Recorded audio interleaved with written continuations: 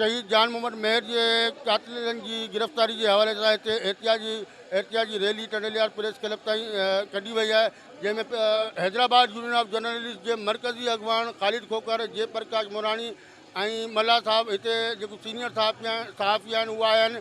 हिते जेको एहतियाज के हवाले से जेको मेन प्रोग्राम ठाहियो आहे टंडलियार यूनियन जेको आहे टंडलियार यूनियन ऑफ जर्नलिस्ट के जेको सदर आहिनि उन्हनि तरफ़ां और सियासी समाजी ऐं सिविल सोसाइटी जा माण्हू मौजूदु आहिनि जेको जान मोहम्मद मेहर जी शहीद के कातिलनि की गिरफ़्तारी लाइ मुतालबो करे रहिया आहिनि।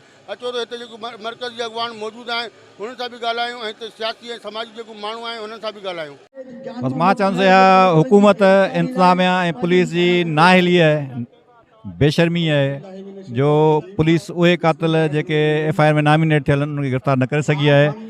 न सिर्फ़ु उहे पर असांजो जो इहो मुतालबो आहे त जेके जान मोहम्मद मेहर जे क़त्ल में पुठियां लिकल अथनि उहे बि ज़ाहिर कया वञनि ऐं उन्हनि खे बि कानून जे कटहरे में आंदो वञे। ॾिसो, असां गुज़िरियल 2 महीननि खां मथे अरसे खां एहतजाज कयूं पिया ऐं कातिल जे बारे में सभिनी खे ख़बर आहे, सभिनी खे ॼाण आहे केरु आहिनि, किथे आहिनि, कहिड़ा उन्हनि जा बूथ आहिनि ऐं किथे उहे लिकियल आहिनि।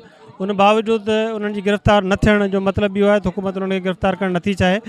असांजो एहतियाजी तहरीक जो अॼु टियों मरहलो आहे। अॼु असीं शहीद नज़ीर अब्बासी जे शहर टंडोलियार में मौजूदु आहियूं। इन अज़म सां मौजूदु आहियूं त जेकॾहिं हुकुमरान कलम जी आज़ादी नथा ॾियणु चाहिनि, जेकॾहिं हुकुमरान इज़हार जी आज़ादी खसणु था चाहिनि, जेकॾहिं हुकुमरान शहीद जान मोहम्मद मेहर जा कातिल गिरफ़्तार नथा कनि त असां बि वाज़िया था कयूं त जेसिताईं कातिल गिरफ़्तार न थींदा हीअ तहरीक जिदोजहद जारी रहंदी। शहीद जान मोहम्मद मेहर सिंध जो सहाफ़ी बिरादरी जो हिकिड़ो सिंध जो सगारो आवाज़ हो। उनखे असां सम्झूं था त उनजे कातिलनि खे गिरफ़्तार न करे असां हुनजे क़त्ल में सिंध हुकूमत खे शामिल सम्झूं था, पीपुल्स पार्टी के शामिल सम्झूं था, तॾहिं हुनजे कातिलनि खे तहफ़ुज़ ॾिनो पियो वञे ऐं असां जे धरणे में अची STP टंडोलियार सहाफ़ी बिरादरी जी मुकम्मल हिमायत करे थी।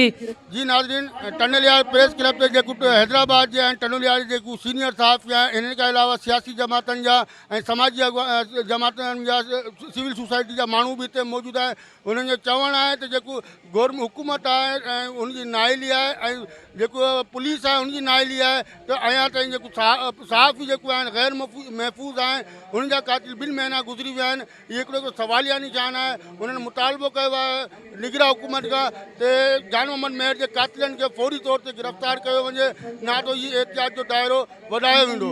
राजा साजिद खानज़ादा, इबरत न्यूज़, टंडोलियार।